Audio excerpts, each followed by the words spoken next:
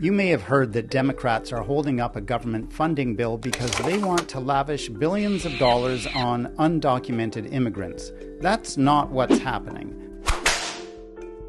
Let's break it down in plain English. Congress needs to pass a continuing resolution, a short-term budget, to keep the government open. Republicans want a clean bill that just extends current funding. Democrats say they'll support the bill only if it also deals with what they see as a health care crisis.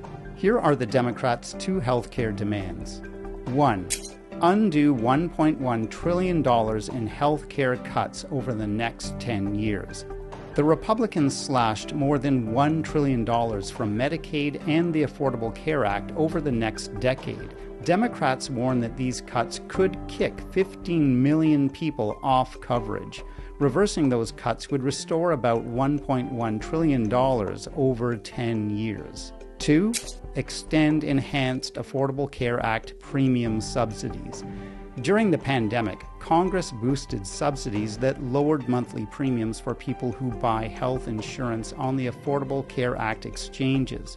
Those subsidies expire at the end of this year.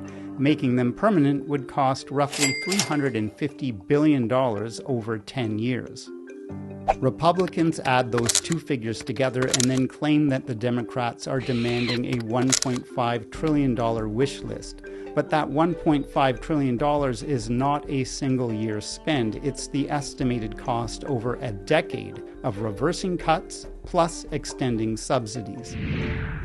Now let's talk about the immigrant health care controversy. Republican leaders have said that Democrats want to have hospitals paid more to treat illegal aliens than American citizens. That claim is false. Federal law already requires hospitals to provide emergency care to everyone, regardless of insurance or immigration status. The Big Beautiful Bill did not change that obligation. It just reduced the federal reimbursement rate to states for emergency care provided to certain non-citizens.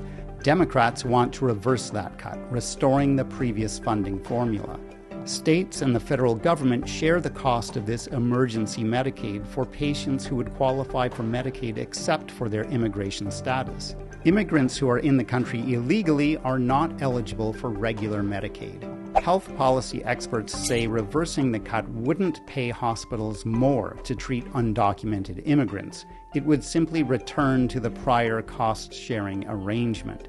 It shifts costs back to the federal government instead of leaving states on the hook.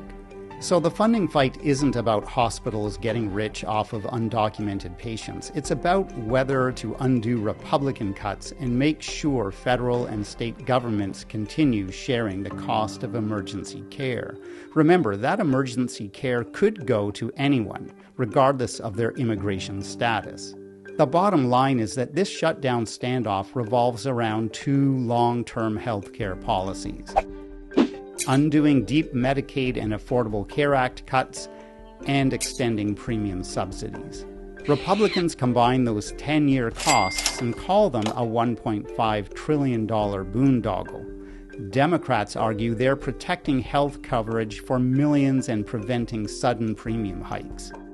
And despite claims to the contrary, no one is proposing to pay hospitals extra to treat undocumented immigrants.